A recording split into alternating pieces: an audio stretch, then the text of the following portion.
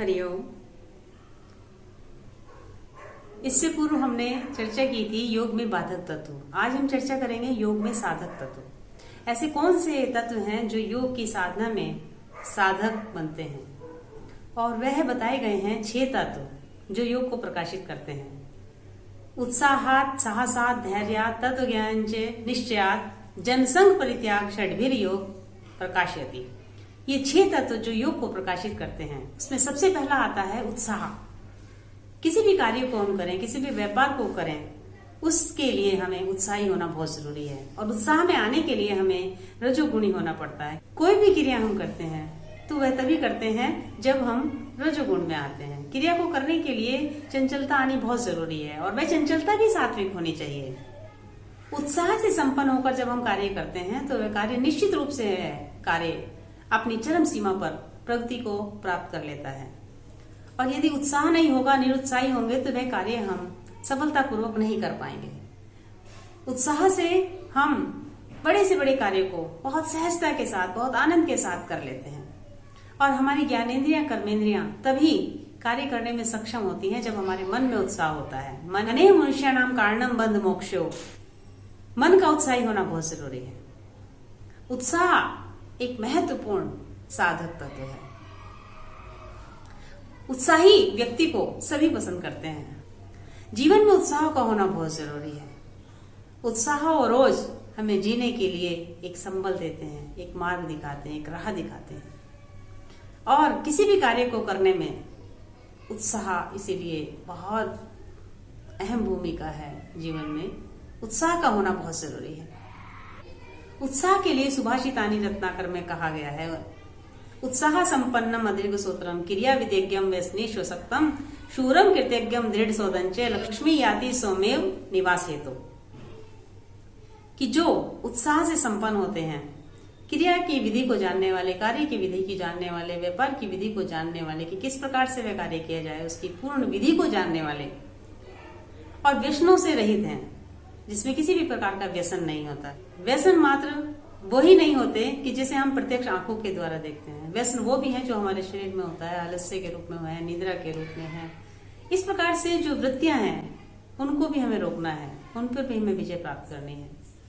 और उत्साह के द्वारा ही हम कार्य को पूर्ण कर पाते हैं। साहस दूसरा तत्व।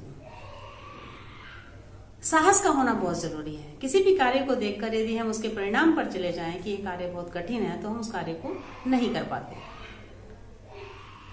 और कितना भी कठिन कार्य हो, यदि हमारे अंदर साहस है, हमारे भीतर साहस है, तो हम उस कार्य को बहुत सहजता के साथ कर लेते हैं। योग ऐसी विद्या है जिसमें साहस का होना बहुत जरूरी है, क्योंकि कुछ क्रियाएं ऐसी हैं जैसे जल नेति, सूत्र नेति, रबड़ नेति, दंड धोती, कुंजर क्रिया, वस्तु धोती, ये सभी क्रियाएं हम तभी कर पाते हैं जब हमारे भीतर साहस हो। यदि हम क्रियाओं को जानकर, उनके स्वरूप को देखकर हम पहले से ही ये धारणा बना लें कि हम नहीं कर पाएंगे, ऐसा साहस छोड़ दें, तो हम उन क्रियाओं को नहीं कर पाएंगे। साहस के बिना योग की क्रियाएं नहीं की जा सकती। धैर्य, संयम, योग की भाषा में संयम, जहां धारणा, ध्यान, समाधि तीनों एक साथ हों, तो हमें धैर्य पूर्वक सब कार्य को करना चाहिए।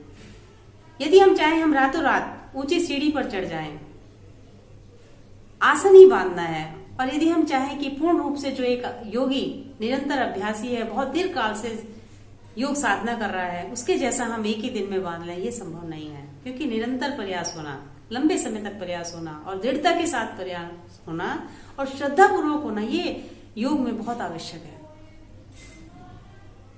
इस प्रकार धैर्य रखते हुए ही हम आगे बढ़ सकते हैं, क्योंकि जितनी शीघ्रता से कोई सीढ़ी हम ऊपर चढ़ते हैं, उतनी शीघ्रता से नीचे भी आ सकते हैं। इसलिए निरंतरता होना, धैर्य होना, और श्रद्धा पूर्वक उसके पश्चात ईश्वर प्रणिधान, ईश्वर को समर्पित करके सभी क्रियाओं को करना, ये योग में बहुत जरूरी है।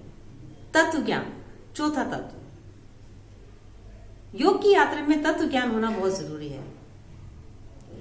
और तत्व का ज्ञान एक तत्ववेत्ता, ज्ञानी गुरु के सानिध्य में ही प्राप्त किया जा सकता है। योग की विद्या एक ज्ञानी गुरु की शरण में बैठकर, उसके चरणों में बैठकर, उनकी सेवा करके, उनके प्रति श्रद्धा भाव रखते हुए ही ग्रहण की जा सकती है। और और योग की विद्या तभी फलीभूत होती है जब गुरु मुख से योग की विद्या को ग्रहण किया जाए। तत्व का ज्ञान होना, अपने स्वरूप का ज्ञान होना, यह जानना कि हमारा स्वरूप क्या है। हमारा स्वरूप है शुद्ध, अनंत, जिसमें किसी प्रकार का विकार नहीं है। वह ईश्वर, वह अपने स्वरूप में रहता है। संसार की कितनी क्रियाएं हो रही हैं, संसार में जितनी भी क्रियाएं हो रही हैं, वह दृष्टा के रूप में देखता है, लेकिन वह स्वयं उन विकारों में ग्रसित नहीं होता। वह अपने स्वरूप में रहता है और हम उसी ईश्वर की संतान है, कण कण में व्याप्त है। तत्व ज्ञान का जानना बहुत जरूरी है, अपने स्वरूप को जानना कि हमारा स्वरूप क्या है। और वह स्वरूप है ज्ञान स्वरूप, विवेक स्वरूप, जिसमें अविद्या या मृत्यु को कोई कार्य नहीं है। वह आनंद की स्थिति है, हमारा आनंद स्वरूप है। तो योग में तत्व ज्ञान को जानना बहुत जरूरी है। निश्चय अर्थात दृढ़ निश्चय होना।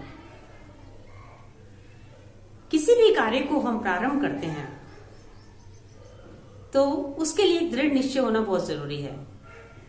असमंजस की स्थिति नहीं होनी चाहिए कि मैं कर पाऊंगा या नहीं कर पाऊंगा, यह पूर्ण होगा या नहीं होगा।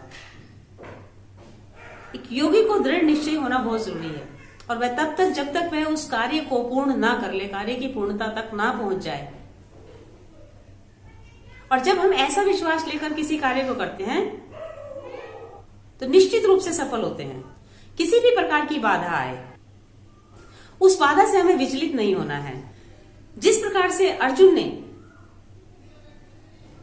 मछली की आंख पर अपनी दृष्टि को टिकाकर रखा, इसी प्रकार से जो कार्य प्रारंभ करें, सिर्फ उसी पर हमारी दृष्टि रहनी चाहिए और दृढ़ निश्चय होना चाहिए कि ये कार्य मुझे पूर्ण करना है। तभी हम उस कार्य को पूर्ण कर पाते हैं। जिस प्रकार से अर्जुन ने मछली की आंख को बींधा। और दृढ़ निश्चय, ऐसा दृढ़ निश्चय होना चाहिए जैसे ध्रुव, उन्होंने नारायण को प्राप्त करने के लिए अपने अन्न का, जल का और तो और वायु का भी त्याग किया। और आज भी हम उन्हें श्रद्धा से, सम्मान से उनका स्मरण करते हैं और आकाश में उनके दर्शन करते हैं। जनसंग परित्याग, छठा तत्व, जनसंग का परित्याग करना बहुत जरूरी है। जनसमूह के बीच में हमें नहीं रहना चाहिए, क्योंकि जनसमूह के बीच में जब हम रहते हैं तो हमारा समय व्यर्थ जाता है, हमारी वाक शक्ति का हास होता है, हमारे बुद्धि का हास होता है। यदि हम माता पिता, गुरु, विद्वान जनों के बीच में बैठे हैं, उनकी सत्संगति कर रहे हैं, शास्त्रों का अध्ययन कर रहे हैं, स्वाध्याय कर रहे हैं, तो वह जनसंग हमारे लिए उत्तम है।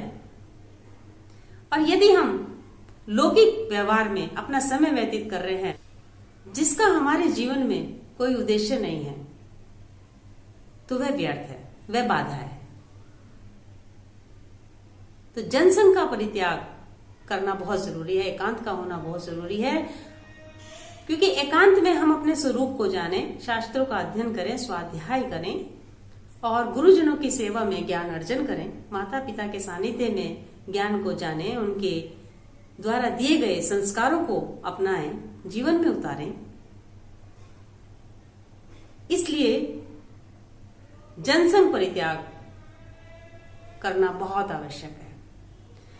और जब हम इन 6 तत्वों का ध्यान रखते हुए योग की साधना करते हैं तो हम योग के मार्ग पर, उस योग की सीढ़ी का जो उच्चतम स्तर है समाधि, उसे प्राप्त करने में बड़ी सहजता के साथ सफलता प्राप्त कर सकते हैं। योग की विद्या स्थूल से सूक्ष्म की विद्या है।